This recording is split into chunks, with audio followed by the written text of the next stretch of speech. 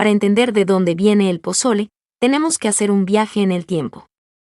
Un viaje de más de 500 años, hasta una época donde México no se llamaba México, donde no existían las tortillas como las conocemos, y donde este platillo que hoy pedimos en cualquier fonda de la esquina, era exclusivo de dioses y guerreros. Hoy te voy a contar la historia completa del pozole. Desde sus orígenes prehispánicos, pasando por la conquista, hasta convertirse en el platillo más querido de las fiestas mexicanas. Y te adelanto algo, lo que vas a escuchar hoy va a cambiar la forma en que lo ves para siempre.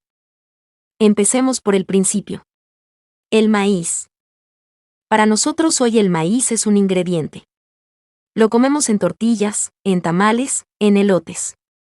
Pero para las culturas prehispánicas de Mesoamérica, el maíz no era solo alimento. Era sagrado.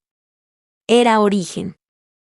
Según el Popol Vuh, el libro sagrado de los mayas, los seres humanos fuimos creados a partir del maíz. Literalmente. Los dioses nos moldearon de masa de maíz después de varios intentos fallidos con barro y madera. Eso te dice todo sobre el peso cultural que tenía este grano. Y dentro de todos los tipos de maíz que existían, había uno especial. El maíz cacahuacintle.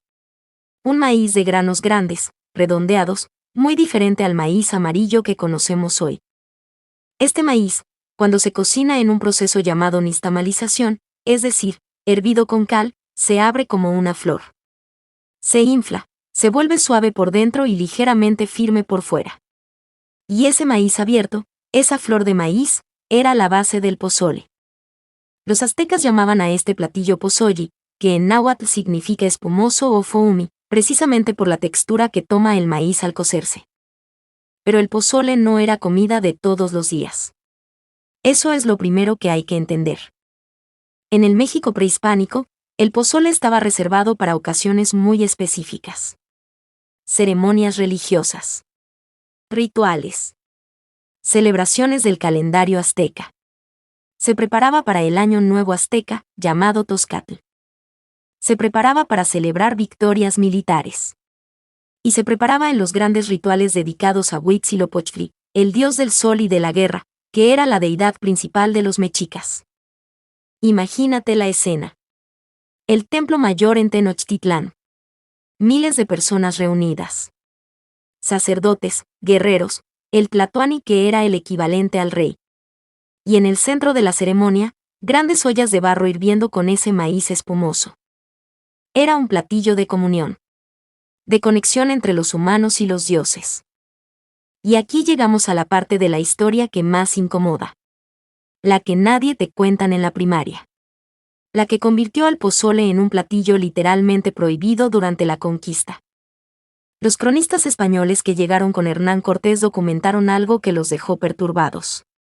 En las ceremonias más importantes, las que involucraban sacrificios humanos, la carne de las víctimas del sacrificio se integraba al pozole. Era el ingrediente proteico principal del platillo ceremonial. Esto no era un acto de violencia gratuita desde la perspectiva azteca. Era un acto sagrado. Comer ese pozole era participar de la energía del sacrificio, era absorber la fuerza del guerrero caído, era una forma de comunión colectiva con lo divino. Toda la cosmovisión azteca giraba alrededor del sacrificio como acto necesario para mantener el sol en movimiento, para que el mundo siguiera existiendo. Pero para los españoles, que venían de una cultura radicalmente diferente, esto era una abominación. Fray Bernardino de Sahagún, uno de los cronistas más importantes de la época, documentó estas prácticas con detalle en su obra Historia General de las Cosas de Nueva España. Y la respuesta de las autoridades coloniales fue inmediata. Prohibieron el pozole ceremonial. Prohibieron los sacrificios. Y ordenaron que si este platillo iba a seguir existiendo, necesitaba un nuevo ingrediente principal. Entonces buscaron un sustituto. Algo que tuviera una textura similar, que pudiera absorber los sabores del caldo, que fuera abundante y accesible. Y lo encontraron en el cerdo. Los españoles habían traído cerdos desde Europa como parte de su expedición. El cerdo, recién llegado a América, resultó ser el sustituto perfecto.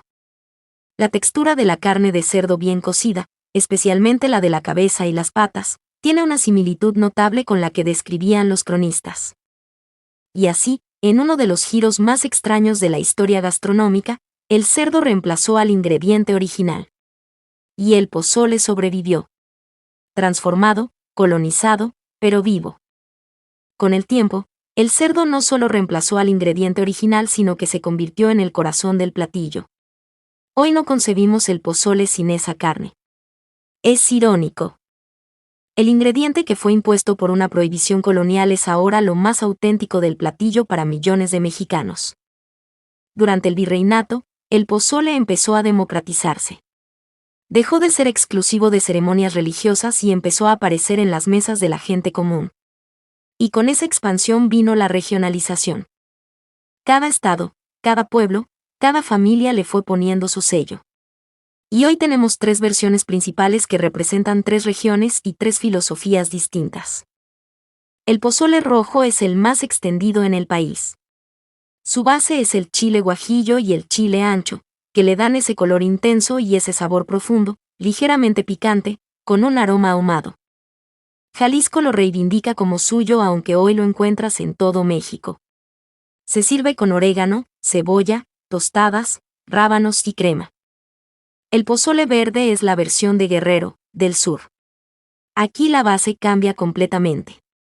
En lugar de chiles rojos secos, se usa chile serrano o chile poblano, tomatillo verde, pepitas de calabaza tostadas y hierbas como el epazote.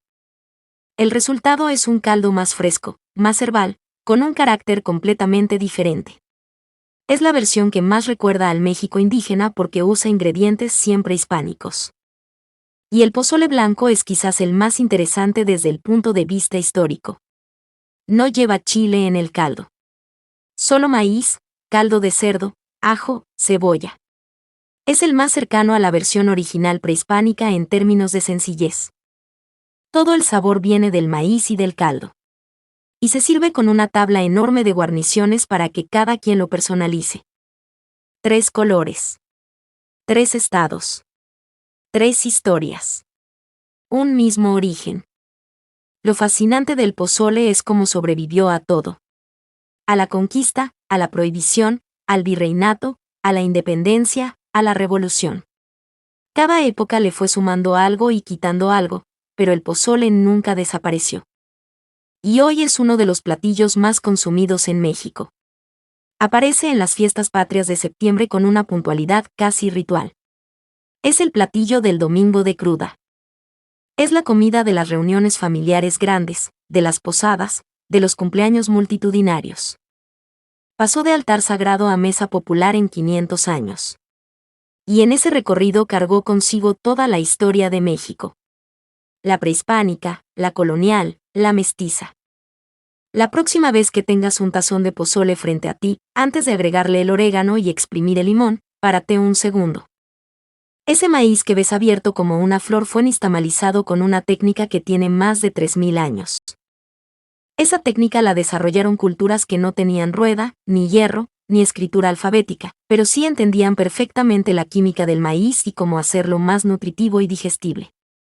Ese caldo que huele también cargó siglos de transformación. Pasó por manos indígenas, por manos españolas, por manos mestizas.